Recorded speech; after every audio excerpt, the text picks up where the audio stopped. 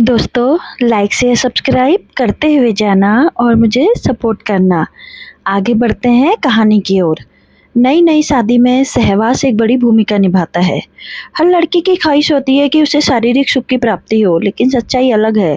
शादी में संभोग सुख तो प्राप्त होता ही है, लेकिन शादी के साथ सिर्फ सुख प्राप्त नहीं होता, उसके साथ-साथ दुख भी मिलता है।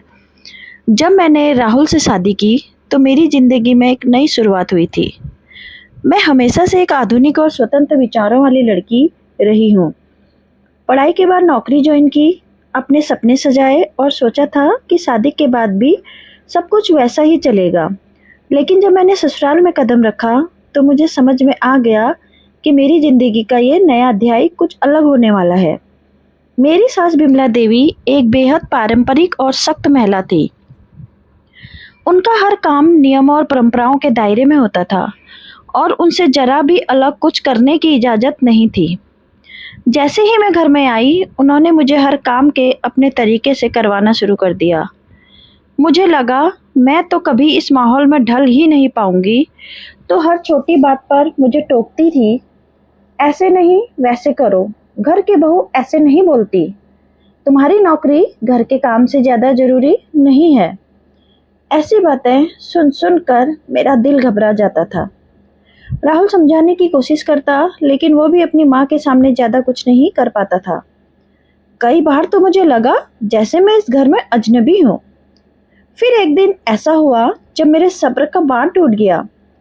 घर में एक पूजा थी और मैं तैयारी कर रही थी। थोड़ा अनुभव की कमी थी और उसमें कुछ गलती हो गई। मेरी सास ने सबके सामने मुझे बुरी तरह डांट दिया। मुझे बेहद अपमानित महसूस हुआ। उस पल मुझे लगा कि शायद अब और कोशिश करने का कोई मतलब नहीं है। मैंने ठान लिया कि अब मैं बस अपने काम में काम रखूंगी और दूर ही रहूंगी उनसे। लेकिन कहते हैं ना कि जीवन हमेशा हमारे हिसाब से नहीं चलता। उसी रात मेरी सास की तबीयत अचानक बिगड़ गई। उन्हें तेज बुखार हो गया और वो बेहद कमज़ोर हो गई। मैं अपने गुस्से और नाराज़गी को भूलकर तुरंत उनकी सेवा में लग गई। डॉक्टर के पास ले गई, पूरी रात जागकर उनकी देखभाल की। उस समय मुझे महसूस हुआ कि चाहे हमारे बीच कितनी भी अनबन क्यों न हो, वह मेरी सास ही नहीं बल्कि इस घर का एक अहम हिस्सा है और उनका ख्याल रखना मेरी जिम्मेदारी है। उस रात के बाद कुछ बदल गया। मेरी सास ने पहली बार मुझे ढंग से देखा, शायद पहली बार मेरे मन की सच्चाई को समझा। उन्होंने मेरे लिए कुछ कहा नहीं, लेकिन उनके चेहरे पर एक नरमी सी आ गई थी। वो अब मुझसे वैसा सख्त व्यवहार नहीं करती थी। धीरे धीरे मैंने भी उन्हें समझने की कोशिश शुरू की। समय के साथ मैंने जाना कि उनका सख्तपन असल में उनकी परवरिश और जीवन के अनुभवों का नतीजा था। वो हमेशा से एक नियमों और रीति रिवाजों से बंधे घर में रही थी और बदलाव से उन्हें हमेशा डर लगता था। दूसरी ओर मैंने भी यह समझा कि अगर मुझे इस परिवार का हिस्सा बनना है, तो मुझे उनकी भावनाओं का सम्मान करना होगा। साथ ही साथ खुद को भी नहीं खोना होगा। मैंने अपने तरीके से उन्हें यह दिखाने की कोशिश की कि हम परंपराओं का सम्मान करते हुए भी कुछ नई चीज़ें अपना सकते हैं। मैंने छोटी-छोटी बातें बदलनी शुरू की, जैसे घर के कामकाज के बीच कुछ वक्त अपने लिए निकालना या फिर अपनी नौकरी के साथ घर के काम को संतुलित करना। और आश्चर्य की बात ये रही कि मेरी सास ने धीरे-धीरे इन बदलावों को स्वीकार करना शुरू कर दिया। अब हमारी बातचीत में टकराव की जगह स्नेह और समझ आ गई थी। जहाँ पहले वो हर छोटी बात पर मुझे डांटती थी, अब वो मुझे सलाह देती थी।